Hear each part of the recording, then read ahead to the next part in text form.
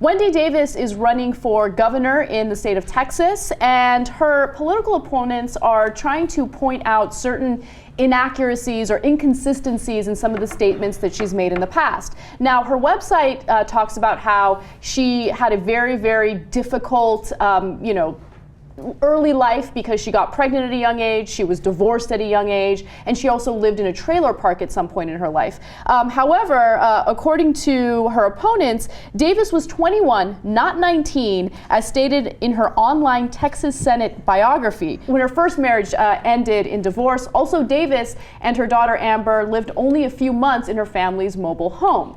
So apparently now her opponents are saying, look, she's not who she says she is. She's lying about certain things to make it seem as though her life was much more difficult than it really was.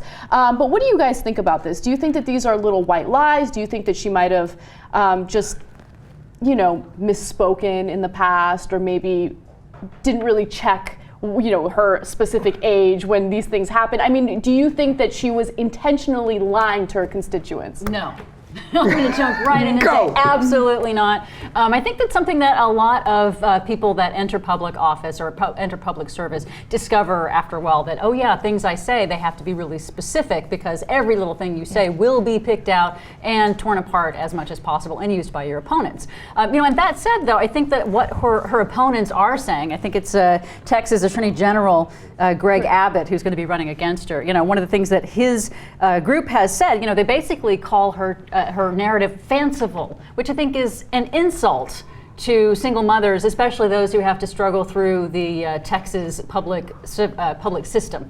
That putting this kind of scrutiny on her is obviously part of politics, right? But they're essentially lying about what she said. I mean, yeah, when you say that you were divorced at 19, but really you were separated at 19 and the divorce became final later, right? That's not really a lie. You were still a single mother at that point. Right. But another inconsistency in her story was that, she really struggled to get through college, but it turns out that her second husband helped her pay for a Harvard degree. And now they're pointing to that and saying, oh, don't make it seem like you had to work so hard to get that degree. The reality is, you had a husband that was really financing your education. So what do you guys have to say about that? Because I would make the assumption, or not the assumption, I'd make the argument that as a Republican, right, if you are trying to make a statement about how Americans should pull themselves up from the bootstraps and work really, really hard because this is the land of opportunity, Wendy Davis is a perfect example of that, where she was in a disadvantaged situation and she found a way to make things work.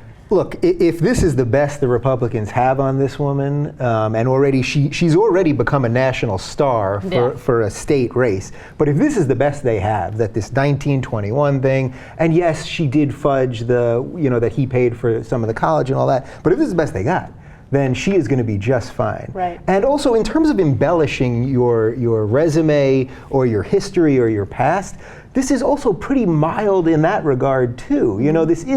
She didn't have a child that appeared out of nowhere. Not even that I think would be that big of a deal, actually, because it wouldn't be against anything that she supposedly stands for. So this is pretty weak stuff, and sadly this is just politics 101. This is what you do. They come out with something, anything that's fudged slightly wrong, you're gonna run with it. But to your point about this being something that Republicans are always saying, especially in Texas, personal responsibility, pull yourself up by your own bootstraps. Right.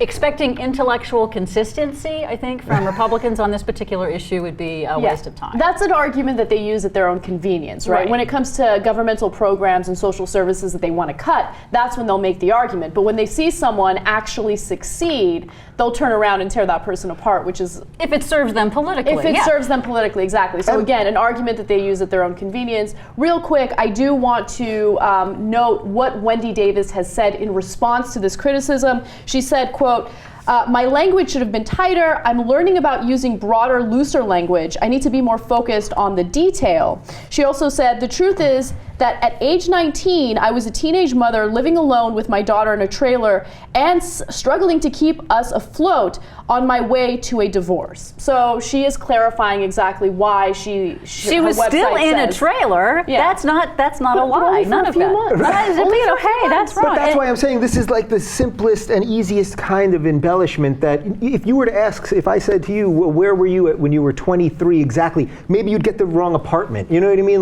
What she did here was so mild mild, really so mild, and not against anything that her campaign stands for or anything that we know she stands for. So there isn't even like an element of hypocrisy here. And I also want to point out one last thing is that she had help. And it just shows that, when Republicans or others who want to cut things like child care and funding, that she could not have done this if her husband had not stayed home to help raise her daughter, if he had not put in that much effort into it. It just is very, very difficult for single moms to get as far along as she had. You'd think that that would be something that would be celebrated, but obviously they're not going to do that. Yeah, Republicans don't have a good track record in terms of their concern for single mothers. So it doesn't surprise me that they would attack her this way.